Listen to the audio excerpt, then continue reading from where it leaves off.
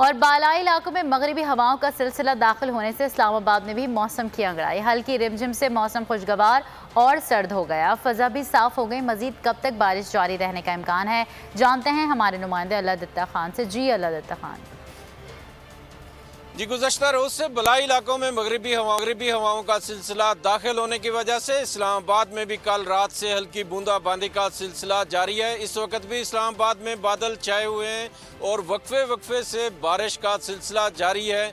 बारिश होने की वजह से शहरियों ने भी सुख का सांस लिया, क्योंकि नवंबर का महीना खुश्क गुजरा, जिस वजह से एयर क्वालिटी भी ख़राब होगी और शहरियों को भी मुख्तलिफ बीमारियों का सामना करना पड़ा।